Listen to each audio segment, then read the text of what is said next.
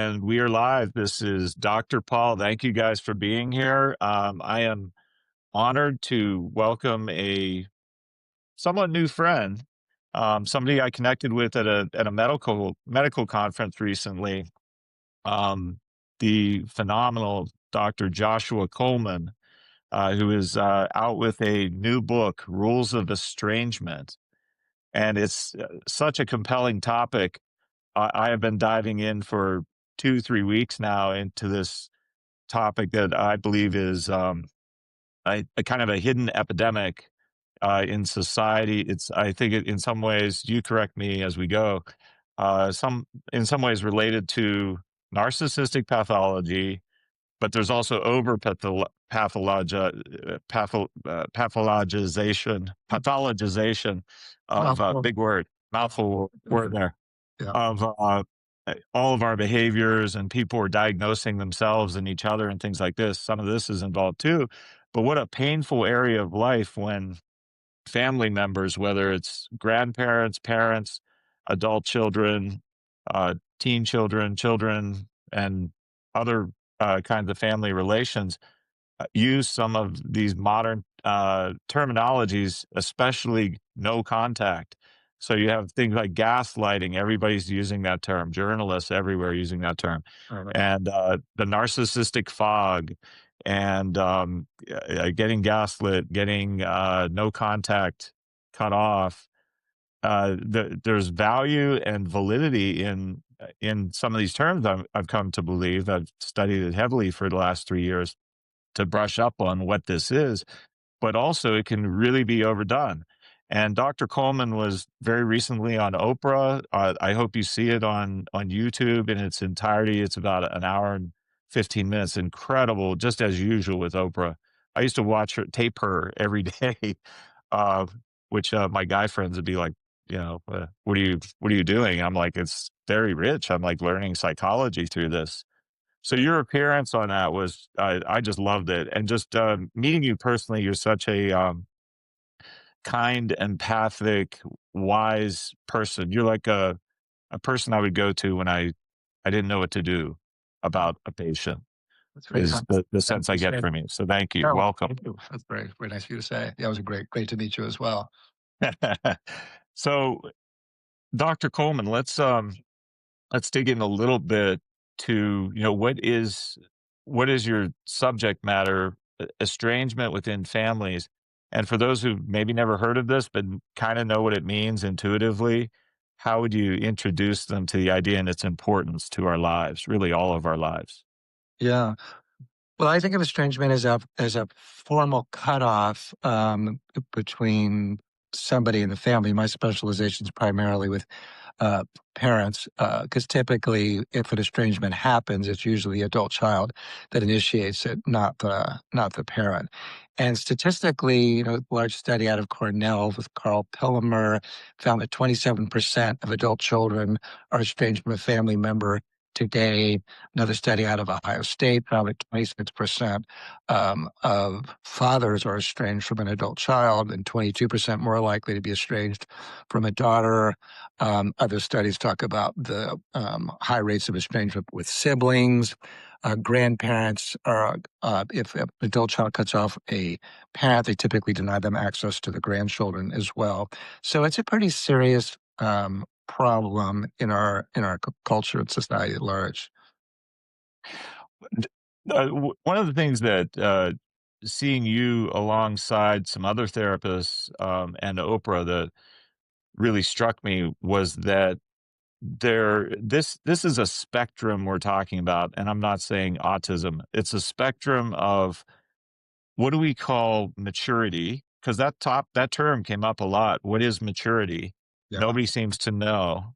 I think old school people kind of know what it is Right. and was, and it used to be defined by theorists. But today we use such terms as authenticity, emotional intelligence is the euphemism for maturity. People don't like to be told they need to grow up, but I know I need to grow up. We always are growing. We're growing up We're until always yeah, growing up. basically, yeah, right. Right. So there's nothing wrong with, thinking about what is maturity and what is character virtue. Hmm. the opposite of narcissism.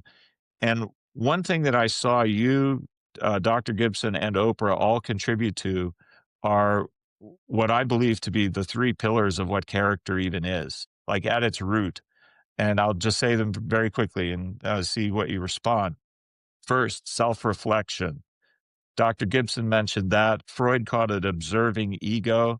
Today, we might call it mindfulness or self reflection. If we can't self reflect, we can't learn anything. We can't see ourselves. We can't assess others. We can't assess the environment. So, self reflection. Secondly, boundaries. So, the third therapist, Nidra, on the show, talked about boundaries, the boundary queen, she calls herself. And I think people don't know enough about boundaries. There are a few books about it. Unfortunately, nobody has drawn them. Nobody has established an anatomy of them. Yeah, I have done that for 30 years, though. I've drawn a circle on a piece of paper for patients and envisioned doors that can open and close, holes in the boundary that's that you interesting. might call issues, or places where we suffer through holes in the boundary. And then finally, walls, which I think you talk really a ton about, is somebody's putting up a wall, a steel wall. They will never contact you again. They swear they won't. So we have all this boundary anatomy. So that's the second pillar of character, virtue, or maturity. And then the third one is kind of broad. You could call it wisdom. You could call it what used to be respected by the young in the elderly in the old, because it was assumed because we're old we have acquired wisdom, but Yeah, today not always. right. And I like using John Forbes Nash game theory, the Nash equilibrium, the idea of win-win, we are a we, versus win-lose thinking, destructive thinking, which is about me. Yeah, I need to win and make you lose, versus let's all try to win whatever we can. So constructiveness. I think it's just those three pillars. yeah, I like that. Yeah, I mean, we could talk for the whole hour just on those three talking points. There's so much there to reflect on. Yeah, I mean, just starting with self-reflection, we have a saying in family therapy that family therapy can only proceed as quickly as the least healthy family member. And that's true in terms of parent-adult child reconciliation. Sometimes it's the parent who can't kind of do enough work to heal the relationship, and sometimes it's the adult child. And I think part of the problem that we're having in our larger culture is that there's a kind of a lionization of the adult child's perspective because they're protecting themselves from abusers and traumatizers. Um, Right. and there's kind of a diminishment of of the parent's perspective, and so often on some of the forums for the adult children, social media, you see things like, well, people wouldn't cut them. People don't just cut off parents unless they have really good reasons, and it's kind of like, well, on the one hand, yeah, it's just that the really good reason isn't necessarily because the parent deserves it. They might have cut the parent off because their spouse said, choose them or me, you can't have both, because they're married to somebody who's troubled. They might have Right. cut them off because they've got brainwashed after the divorce to hate the other parent by an alienating parent. They might have cut them off Yes. because their therapist said, oh, your parents were traumatized you. They may have cut them off because they're mentally ill. So the idea that it's the parent that's always at fault, I think is very problematic, because sometimes it's the adult child who lacks self-reflection, but sometimes it's the parents. But I think, part of my goal, my mission is to sort of, balance out this conversation, because I think right now it's really dominated by this sort of idea that estrangement is always this kind of virtuous act in the protection of one's mental health, and it's just not necessarily. That's something I thought was interesting. I saw you discuss in some depth with Oprah, where you were talking about how, depending on the perspective of which child in which order was it, they all have a different experience of each parent. I know that in my own family. I'm one of four siblings, Me too. and none of them believe exactly the same things I do about our mom or our dad. It's like they have entirely different worldviews Yeah. of the parental roles. I thought that was fascinating too.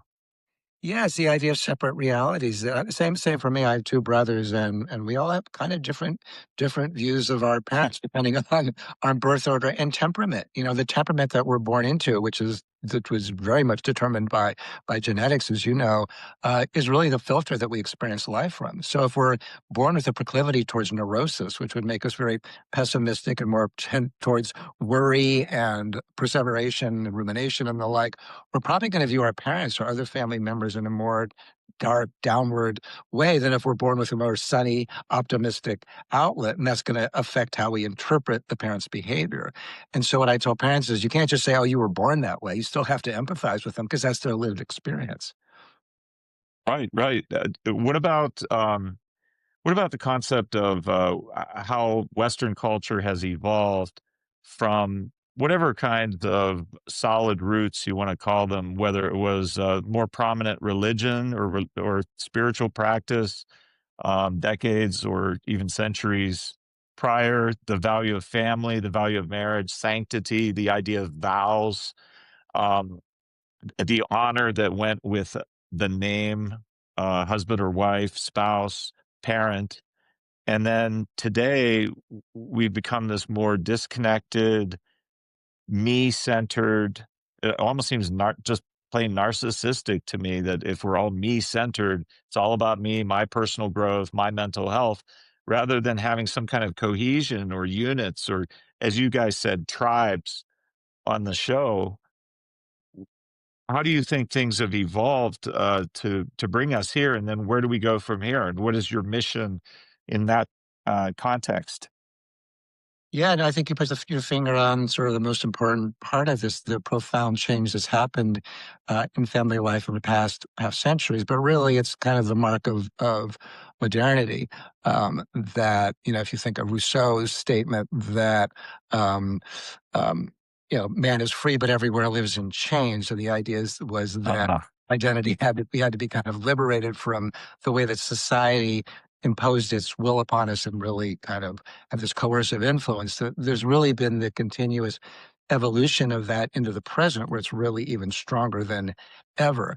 And so the Canadian philosopher Joseph, I think it's Joseph Taylor. I always forget his name, but he talks about the evolution in modernity from the mimetic to the poetic. And the mimetic is that you sort of the goal of being an evolved or healthy adult was really to figure out what was God's plan for you. So there was enormous influence on religion in determining who we should be and how we should behave. And the goal was to sort of be a godly person in that way. mm, There was an idea that there was this kind of plan from above about how one should comport oneself.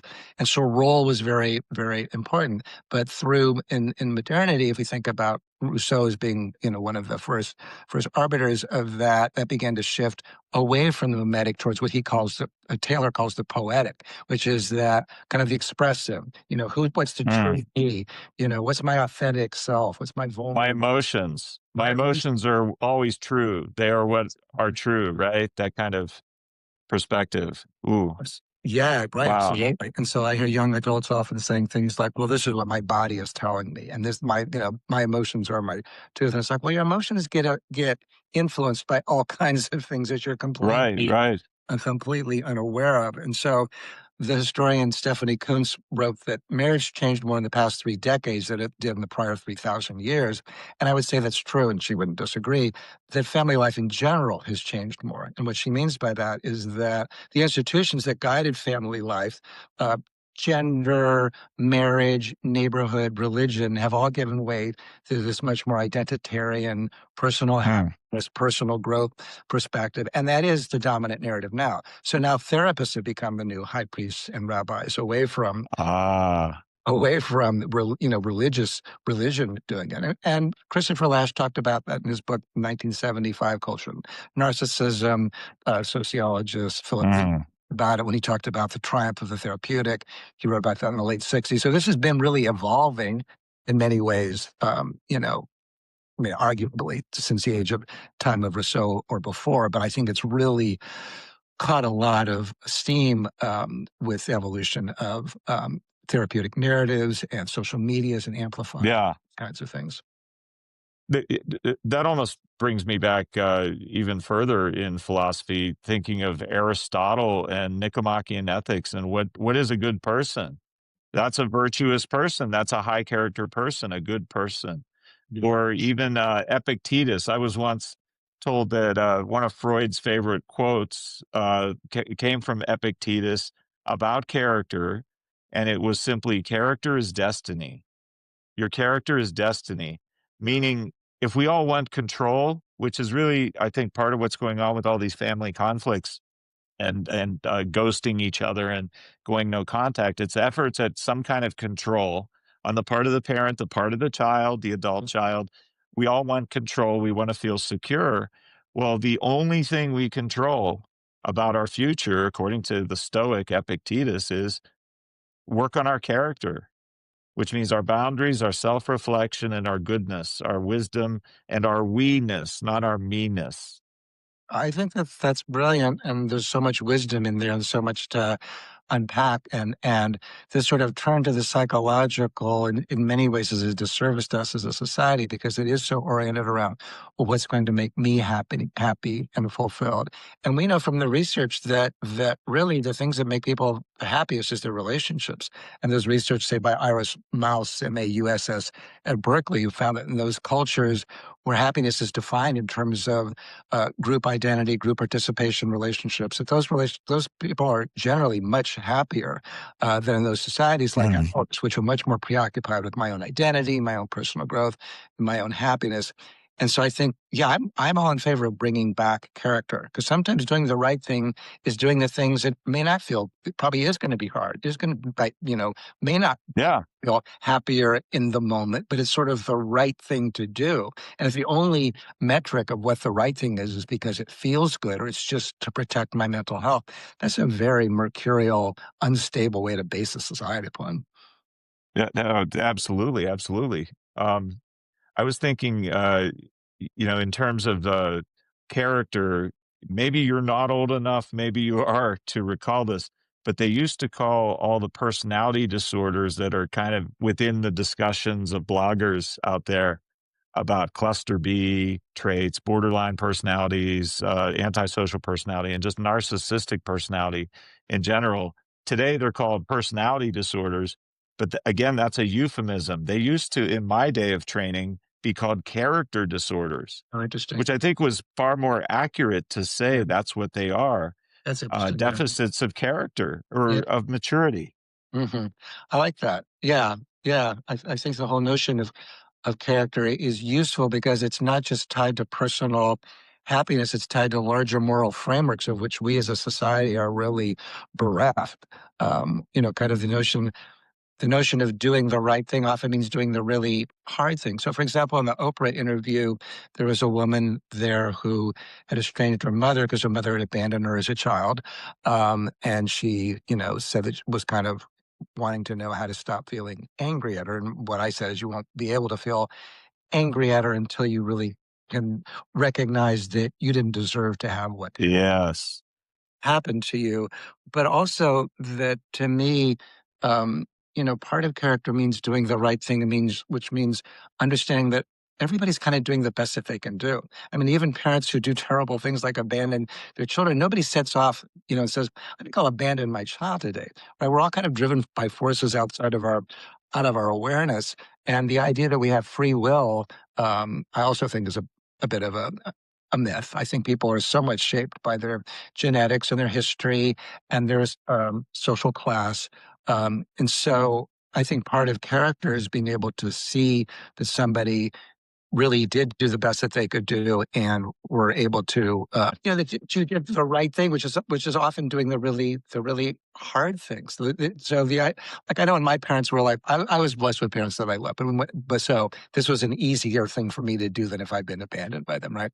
But when I moved them out here to a residential, not residential treatment, assisted living, I would go visit them, and half the time I really didn't want to. I had young kids at the time, and I was like, "How can Yeah. I go Yeah. visit them? I want to go hang out with my friends or whatever." But I did it because I felt like it was the right thing to do, and I always sort of resented it. But I was always glad afterwards, not because I checked the box, but because being with them was a way to give to them, and in Mm. giving or receiving. So as I said, it's not the best example because it wasn't because they were nice people. So it wasn't like I had to go visit my parents who abandoned me. That would Oh, require right. Right. that would require more character in a certain way, than visiting parents who were actually nice to you. It would. Well, you make me think of the concept. I think it's similar to what Oprah said about forgiveness. Yeah, Um, it doesn't have to be about what they did to me or how I interpreted it. It can be, this is the kind of person I want to be. I want right, to be the kind of, like, I take my little son sometimes to go see my mom, and he might say, Daddy, do we have to go see grandma? I really don't want to go see grandma. right. Maybe I shouldn't have said that out loud, but I Mhm. think it's the I, right thing to do at I the so in the right amount. It's the kind of person I wanna be and the kind of person I want him to be. It's not I about what she's done or how she is. thank you. No, I 100% agree with that. I actually wrote about that in my Substack recently because there was an article in the Atlantic about, I think it was grandparents on the edge or something, and it was about how, Oh, yeah. yeah, like the idea that grandparents aren't supposed to pressure or, their the grandchildren to give them a hug or a kiss. And I talked about, my Hungarian grandmother when she'd come and visit me when I lived in Dayton, Ohio, and she'd come from El Paso with her thick Hungarian accent and her old perfume, would always like, grab me in her big arms with her a kiss. And I was always like, oh, get away, you know, whether, swapping kisses and stuff. But my parents weren't saying, "Oh, she shouldn't do that because that's interfering with my body integrity or my boundaries, or it's going to somehow interfere with my ability to assert myself about people who want to intrude into my boundary." Like we become so worried about children's boundaries and their psychological health. We've gotten more and more anxious. I don't know if you've yet read Stephen Mintz, who writes a great Substack on. He's a historian. He has a new book out called The American Child, and you should have him on your podcast. He's brilliant. But he talks about how in the past, I often think about helicopter parenting as being a more recent thing, but he talks about really, throughout the 20th century and even the late 19th century, we started to be really worried about children and how they're more fragile and that parents have to become much more, kind of protective of them. I mean, right now it's on steroids. But this is sort of the present moment is kind of the evolution of our worried preoccupation with children as fragile entities. So, so so the idea, though, I think part of our role as parents is to teach our children a kind of a moral code, and part of that is that go hug your grandparent or go give them a kiss. Or I mean, if your kid's super shy, I don't think you shouldn't like shove them, Right, right.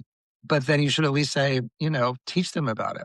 So in Japanese, they have this concept, and I'm probably saying it wrong, but it's sabaishi, which is this concept that of teaching the importance of empathy for other beings. So there's an example that I read where the parent says something like, "Oh, the carrot, you're not eating the carrot. The carrot feels so sad on its plate all by itself."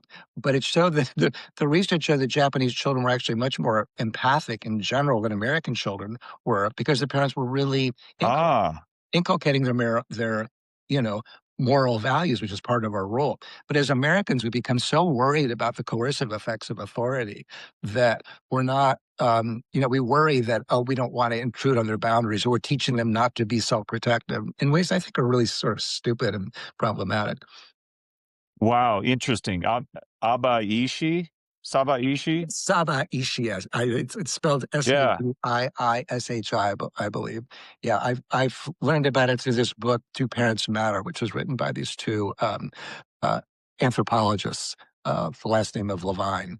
So, That's interesting. So that's a way of teaching empathy, even through inanimate objects. And you brought me a blast from the past. I was 20 years old, sailing around the world on something called Semester at Sea program as an undergrad student, look at and you. you get to see 13 different cultures. And one of them was Malaysia.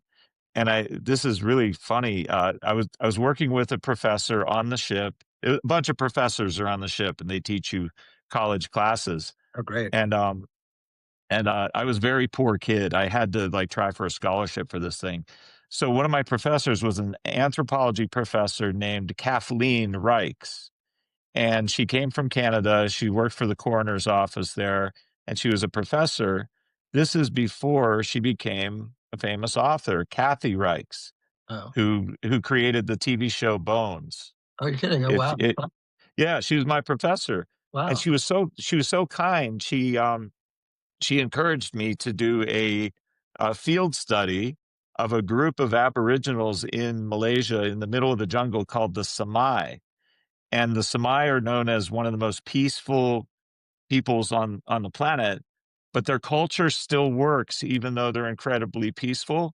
And she even taught me a little bit of their language, their customs, and I found me a translator who was Indian from India who could speak both English and Samai and Malay. And so we go into the jungle, and I lived for a couple days in a stilt house with a man who told me about some of their customs. And they say a phrase, I think it was "yabud," which means "I hurt."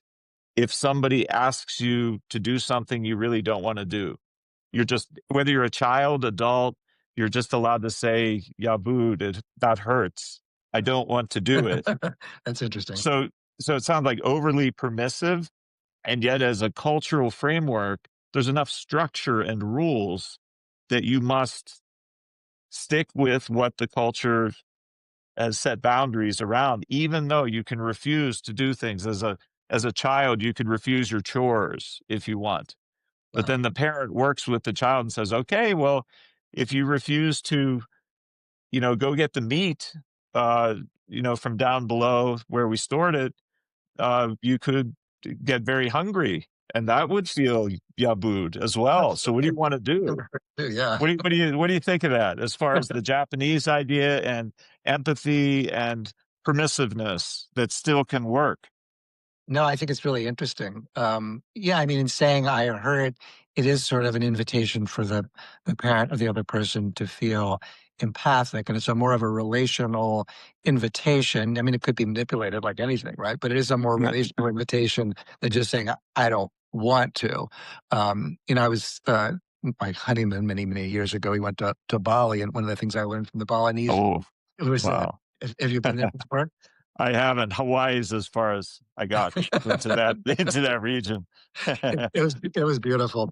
Wow. But the Balinese have people's names are in the order of birth that they are. So each person's name is, like I was Katort, which I think is the third or the second. The second. I might be misremembering. This was like 30 years ago.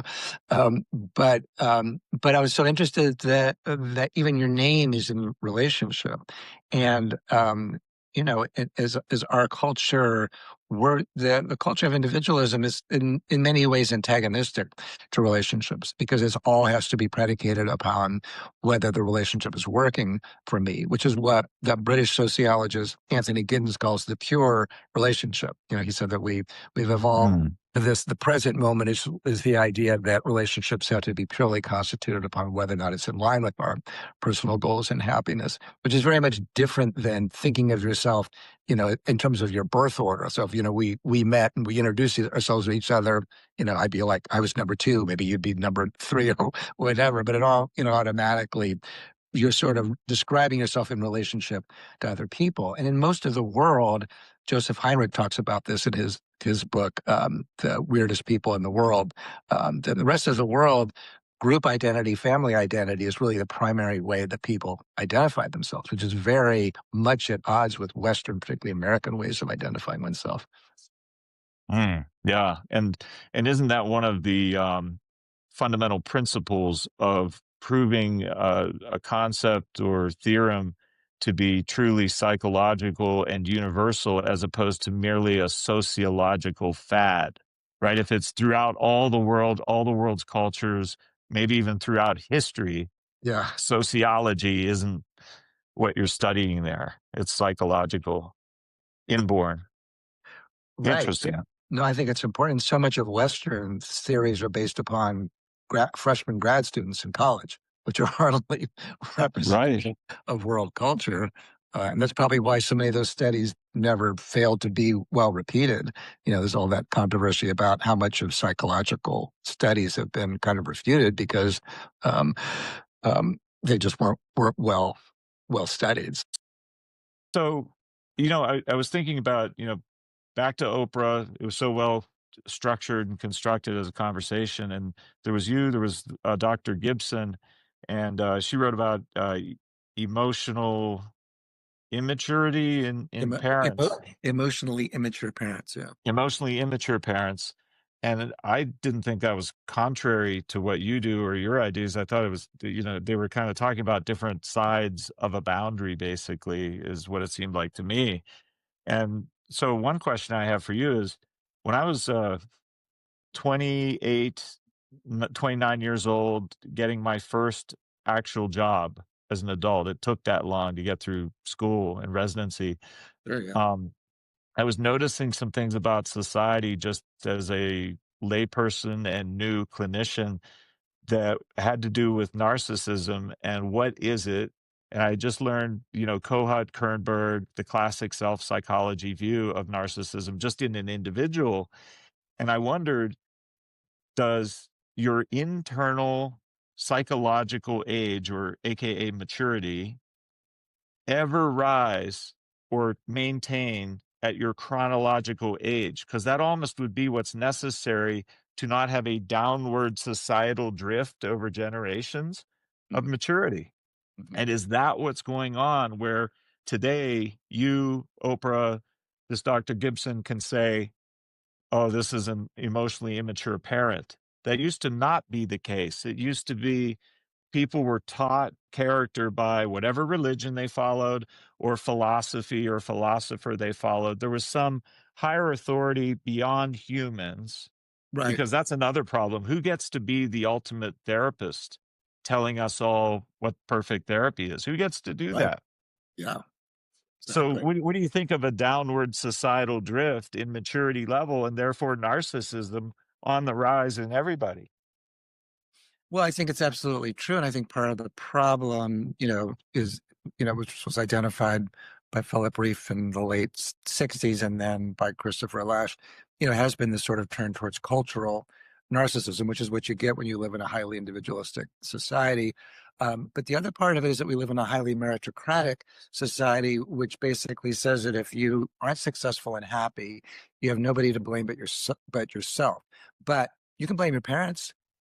That's not only supported, but that's encouraged. And I think that so much of, the book, the book, Emotionally Mature Parents, I don't like, I thought a lot of what Lindsay said was reasonable, but I hate the title because, as I said in the podcast, as soon as you label another human being, whether they're the parent or the adult child, as a narcissist, a gaslighter, a boundary crosser, a whatever, you've greenlit them towards Ghostlighting. Have you heard uh, of ghostlighting?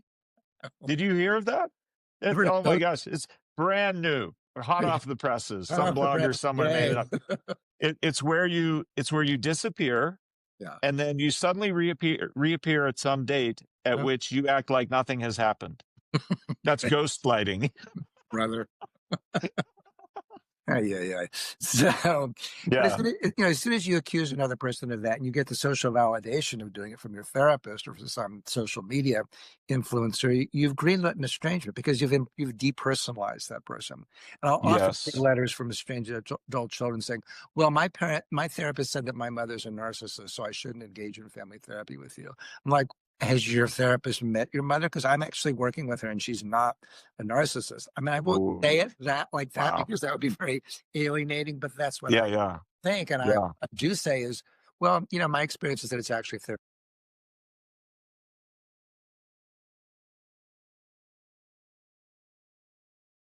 the person in your situation feel like if somebody's estranged themselves, that they're doing it for reasons that it's really important for the parent to understand. And I tell the parent that in advance as well, that I'm mostly there. If your kid's estranged, if they come into therapy, I'm mostly there to help you do a deeper dive into understanding why, because you're never going to be reconciled unless you do. But I think so many younger adults are being told that this Mm. is a sort of virtuous act towards mental health. But the other reason I think there's a drift towards narcissism is that our culture, the narratives are pretty much dominated by the younger generations. We don't have a veneration of older No. people in our society the way that they do in Asia, for example, or really Yes. in much of the world. I know in the Vietnam War. I've read a lot about it, probably because I was draft age when it happened. I missed the draft by a year. Um, Ooh. Wow. but there God. was this thing called the Strategic Hamlet Program, where they just displaced wide members of the population. And one of the things that was so disruptive to the Vietnamese people was that they basically disrupted the funeral sites where people would go and pay homage to their dead relatives. And ancestor worship is a very big part, of the culture. Whereas the United States, it's like, we don't worship our ancestors. We, if anything, we vilify them. So currently, the dominant narrative is really driven by younger people, in part because of social media and the therapeutic narratives and the like. So the drift towards narcissism, I would say, is a drift towards youth, which is sort of a capitalistic drift, because that's going to be the thing that's going to drive people buying and consuming, Mm, the like. And so mm. I think all those things add up. Well, does I mean, we can answer our own question here. Does youth equal the highest wisdom, No. and the old is the lowest wisdom? I mean, it's pretty obvious to me, and yet it's a spectrum. It's just like you all said on Oprah. It's not just the name and the role that gets venerated anymore, because it could be erroneous. The parent could be Yeah, immature for sure. because of the societal drift, but still, where would the ultimate source of maturity be, or the highest human maturity be? It would likely be someone who's lived a lot of life, right? And Right. it's just obvious. Right. So what do we do about this? I mean, there's got to be an authority, right? Somebody just said I'm sorry to like talk No, and talk and that's talk. fine. It's I No, you're just not. get like a freight train sometimes. But No, me somebody just too. said in the bottom of here in the comments, they said, "What about if you don't have faith, then who's the authority as the ultimate therapist, or guiding moral principles?" Yeah. And wow, I kind of see the point of this. Even if you weren't religious at all, even if you believe nothing, even if you're an atheist, I'm not. But if you were, just saying, okay, yeah, there can be a God who is not human would solve the problem, because then none of us gets to be the master therapist telling all other therapists how to behave and what's wise. Right. Just Well, that's it existing in your head that there's an ultimate authority that's not a human would be what's it. useful. There have been studies done that, where they'd have somebody in a situation where they could cheat, to get more money or whatever. These are Oh experimental things. yeah. And Yeah. we've heard of these. And if the person's, if they mention God in the sort of casually part of the conversation, people are much less likely to cheat than if they don't. So we are influenced by these ideas. But I think it goes back to what Taylor talks about, the evolution from the mimetic to the poetic, where we live in the poetic, which is much more oriented around our personal happiness and personal growth and authenticity and identity and the like. And we don't, there's not a larger authority that we can turn to. And I think it goes back to your point earlier about character, because character, and if it's not founded upon religious principles, what's it founded upon? Right now, we don't really have the anchors to that. And I think that's why we have such high rates of mental illness and social isolation and loneliness and all of the above. It- I'm kind of stuck on this in a good way, Yeah. because I love thinking of possible routes to solutions of Mm. things. And this never occurred to me before talking to you right now, that if there is no authority, then we are doomed to become tribal, and we're all doomed to become the master therapist of everything Yeah. in our heads. Eventually it'll drift that way. Yep. But if people are offended by religion, or they're offended by the male female dynamic and patriarchy and all this stuff that's gotten in the mix, and we can't go back to although I see religion on the rise in the youth, yeah, Yep. that's a real thing. It is. Um, if religion never comes back full force the way it once was, who gets to be the authority? There's got to be one somehow. So where my mind then goes is, if it's not God, if you don't have spirituality, or you don't have a religious practice, Hmm. at least there's got to be veneration of history. So I might venerate Freud, who invented this, happened to be the one that got to invent it. It would have been someone else otherwise. And Kohut, Kernberg, maybe even people living today, Martin Seligman, perhaps, Hmm. studying these things, positive psychology. There's got to be some scientific principle or historic proven track record of wisdom somewhere that gets to be the authority, because it can't be me, and it I maybe know, is not you. I Maybe know, it is you. I nominate you, Paul. I think you should be the president. Maybe it's you. I'm not sure. Maybe it's Oprah. um, Well, so, thank you. No, sorry, go ahead. well, I get my last little topic, before we, wind up in 10 minutes or so, is some people don't like this, like other clinicians, academics I've talked to, who are very, very type A, data driven, nothing else but data. The ones that love the big five and think of nothing else but the big five, which The all big it is a giant data set. the big five, just so people who don't know, is you want to just explain what it is Yeah, for? yeah, please. No, please, you'll do a better job than me. It's more your wheelhouse than The big five are the genetic proclivities towards what the five character traits of openness to the acronym is OCEAN: openness to ocean. experience, conscientiousness, extroversion, agreeableness, and neuroticism. And they all exist on a continuum. And it explains something like 50% of personalities that we have. So anyway, I wasn't sure if everybody knew that. So anyway, go ahead. Yeah, well, it's the most accurate personality typing system, categorization, taxonomy Yeah. that has ever existed. And my understanding is it's data pulled from the entire linguistic set of the internet and just pulled into categories where words were clustered together according to similar meanings. So all it is a giant thesaurus that's incredibly accurate and somewhat predictive of our behavior, all of which is great. But you know what I never liked about it? And if people don't like me for this, too bad. I Mhm. never liked that it was not started with a theory or synthesis of some theories, which then you went out and found the data based on a theory. To me, that's science, whereas this is like data. Right. No, I This agree is with like you. data gathering. It's Yeah, and I think accurate. well, and Joseph Heinrich in his book, "The Weirdest People in the World," weird is an acronym for Western educated, industrialized, rich democracies. Really, really great book if you haven't read it yet, or people on the call if you're intellectually minded, I highly recommend it. It's really interesting.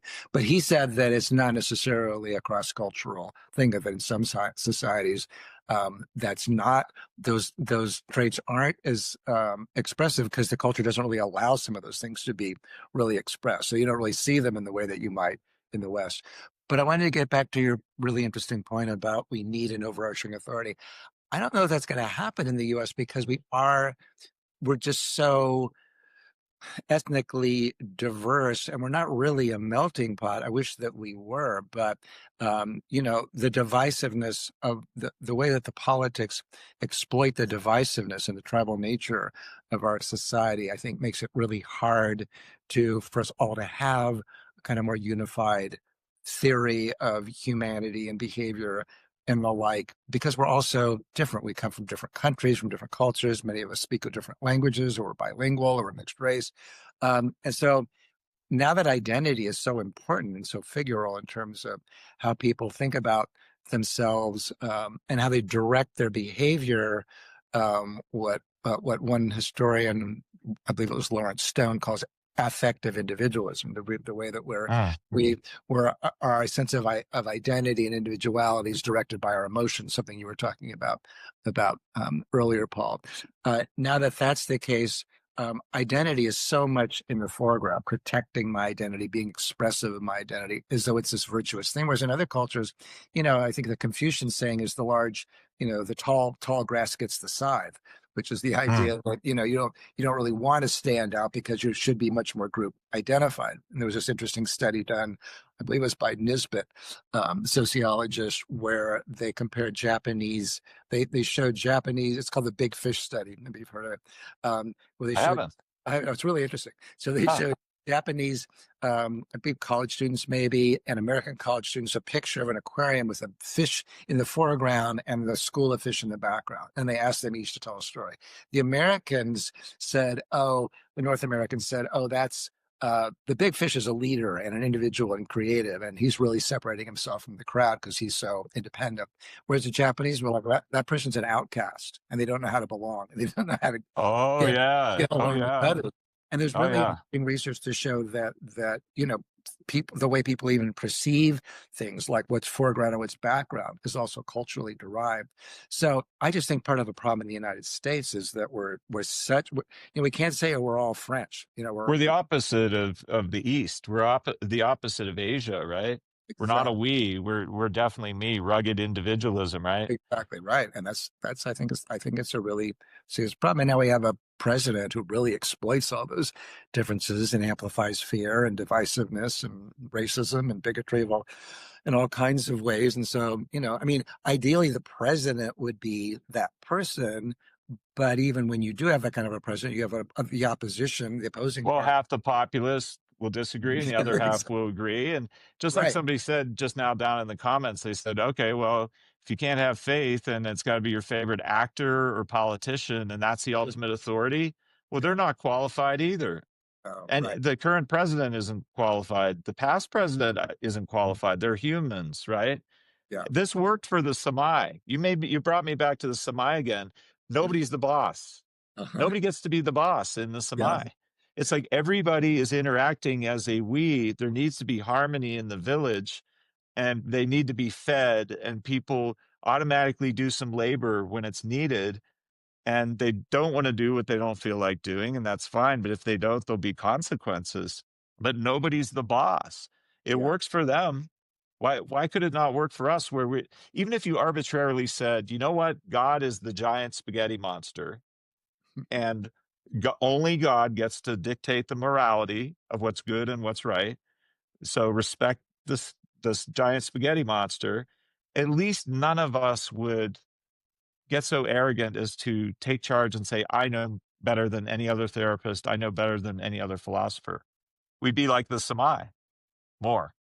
Well, what's interesting is that if you look at the history of early settlers from Europe in the U.S., in many ways, they really shaped the American ideals because one of the things that the Europeans found when they interacted with the Native Americans was that they were egalitarian and there wasn't a specific leader. And that was kind of Mm. revolutionary to them, that they didn't have a king and the chief wasn't necessarily, organizing, telling everybody what to do. It was very much Yeah. valid, and it really affected them, and in many ways influenced the Constitution as well. But I don't really, I don't want to be a pessimist, but I don't really necessarily see how we get back to that when there's so much reward for divisiveness, and we have the AI Mm. and social Yeah. media Yeah. algorithms really amplifying negativity. I don't know what the solution is. I think, these kind of conversations, I think where we can sort of, I mean, my mission is really to encourage a much more collaborative, forgiving, compassionate perspective, both from parents and adult children and family in general, because I think that family is really important. I don't think we're just Mm. individuals. I think family, is the foundation. But I also think that, I mean, there are, I don't know that we need to say this every time, but yes, there are truly abusive, awful people, uh, Sure. who it's understandable people would cut them off or need to cut them off. But I think so many people are being led to misidentify who those people are in the society. And I think it's Oh really, yeah. I think it's this is almost mutual bullying. The concept of the dark triad traits or dark tetrad traits. I mean, a yeah, psychopath is rare. A yeah, psychopath is an incredibly rare thing. I'm not sure I've ever actually met one yeah, or two or three that came close. right. Same. Um, I've met a few one, actually. one, Yeah, one guy when I was 30, locked up, forensic prison thing, put me on his death list. I was officially on a guy's death list. right. And one day he asked for a Diet Coke, and I thought it was okay to give him a Diet Coke, and that took me off his death list. I mean, that might have been the one person that I've met in all my life that was really, really severe, like Hannibal Lecter level kinds of things. Uh-huh. But we can't go around calling each other these names. It's just bullying. And okay, I had this idea about 6 months ago. I started seeing it everywhere I looked where there was talk of narcissism, narcissistic abuse, gaslighting, narcissistic fog, et cetera, ghosting. and I would see this principle, and it seems so simple. Some data-driven people kinda laugh at it, laugh at me for saying it, I think. But I think the ultimate weapon of a bully or narcissist is going to be linguistic. It's not gonna be a punch to the face, it's gonna be linguistic, Yeah. and it's like a schoolyard bully, and I remember from my own bullying, getting bullied days, um, the classic insult would be what I almost wanna call a pejorative paired with an immutable trait. It's Yeah. always that. Sure. The pejorative is, let's say, toxic means you're a narcissist, Mm, toxic. Masculinity, that's immutable. You're yeah. born with that. Sure. Yeah. It's always a combo. When my dad, who was a Ukrainian, first generation, my grandparents were immigrants from Ukraine. Mm. Um, oh, and by the way, my little boy, I was talking about you this morning. He's 10 years old. He goes, "Daddy, he's Hungarian. Did you know Hungarians come from Asia originally? They come from Kazakhstan, where the first apples existed." Wow, smart kid. I mean, I'm like, I don't know how true that is, but he was very convincing about it. Wow, that's But interesting. but my grandparents were, immigrants from Ukraine, and they received a nickname in my dad's neighborhood, and it would always be Dirty Hunky, and Mhm. hunky was a word, I guess, for a Mm. Slavic person, or a Ukrainian, or a Uke. So Dirty Uke, Dirty Hunky Right. is pairing a pejorative with an immutable trait, and if you ever see that phraseology anywhere, that is a bully who is saying it. Oh, It's for the sure. biggest narcissist in the room. Yeah, no question. Right. Alright. Well, yeah, and that's why I'm so troubled by how much diagnosis there's being done online, and five steps to determine whether your parent is a narcissist, or 5 reasons you should go. Your family member is a gaslighting you or a boundary crosser, because they're depersonalizing labels. It's kind of like in wartime. If we're battling the enemy, Mm, we develop names for them to depersonalize them.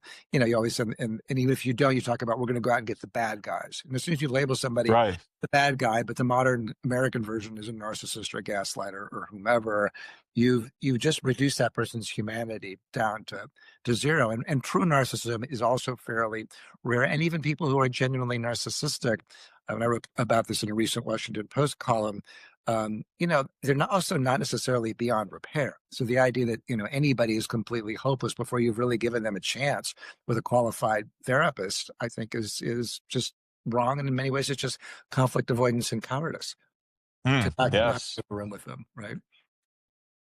What about, what about stories? And I'm curious, I'm trying to wrap a lot of things together here, a lot of variables. Sure. The idea of religion, the idea of spirituality, the idea of respecting our elders, at least in science, Freud, Kohut, Kernberg, all the rest, Menninger. Um, Around Freud's time, my understanding is there was philosophy predating psychology, and a school of philosophy, the hottest, most recent philosophy at his time, were the linguists. And the linguists believed the mind is structured like a language.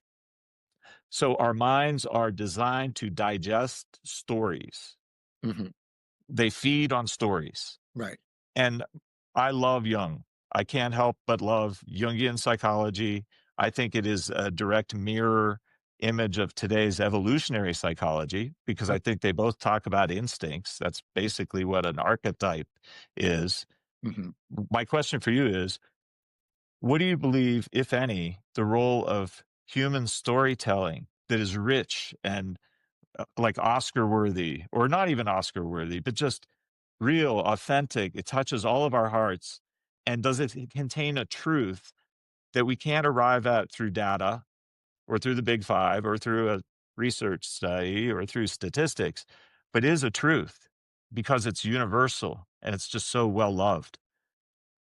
What Well, stories do you like, if any, about oh, this, about estrangement? yeah.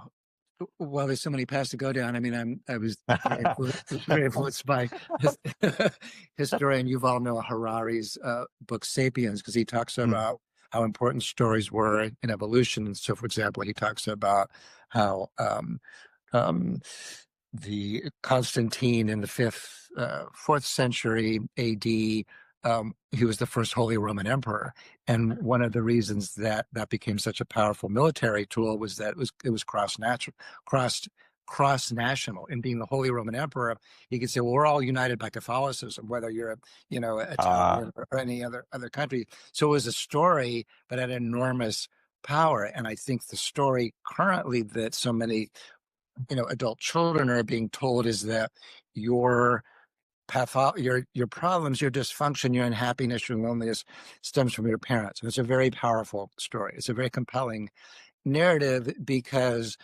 the sociologist Eva Luz says today our lives are plotted backwards. What's a dysfunctional family? It's a family where your needs weren't met. How do you know your needs weren't met? By looking at your present condition. And so what Luz is saying, and she says it more cynically, is that today people are being invited to assume that whatever issues that they have in adulthood are primarily caused by their dysfunctional families. And it's a very powerful narrative, particularly if you're really unhappy, because it directs the shame away from the self and it preserves, what Freud called the ego ideal. We all have an ideal self or person that we would like to be. Well, if I'd had more ideal environment, I could have been a contender, athletically or as a musician or whatever my aspirations were. If I had the right kind of familial supports, I would be a different person. And it's kind of like, well, maybe you could have and maybe you couldn't have. Maybe you were just given a bad hand. But so many people are being directed to feel like if you have problems in life and you're unhappy or you're not successful, then you have nobody to blame again but yourself. No, you can blame your parents, and that is there's an enormous um, offloading of shame by doing that. It's a way of saying, well, they're the reason that I'm not my ideal person. So I think the story of the story mm. therapists tell are incredibly powerful in reducing shame, but often in reducing shame, we're green lighting the pathway to estrangement because now we And just projecting, allowing them to project, right. send all their troubles away, right? Exactly. Yeah. Mm. That's right. Yeah. You're a musician too. It just occurred to me. I wonder, Yeah. what does music have to do with anything, if at all? And it makes me think of the story of Orpheus and Eurydice, the only mortal. I love the Greeks. Okay, I think they really understood all of psychology. For They sure. understood everything we're talking about, Yeah. and then Shakespeare understood it too by Yeah. studying the Greeks. Well, I So would agree. Orpheus, the only mortal ever allowed into the underworld. Why? Because he was an incredible musician. There's something about music and us and our behavior and our emotions that is so special about music, maybe even more than the visual arts, that allows us into the deepest depths of our unconscious minds and our motives. And Yeah. that was Orpheus. And he failed to win his estranged deceased wife back. He failed Yeah. to bring her back to the surface, but he had a shot. Mm. Orpheus. That's So, a I good, mean, yeah. It's a any beautiful. reaction? It's a beautiful story. I wasn't familiar with that, but it's a beautiful story. I mean, to me, music it's a communal act. I mean, even when you're playing by yourself, you're still in communion with the musician who wrote it. And what I love about classical music is I don't know if there's other art forms.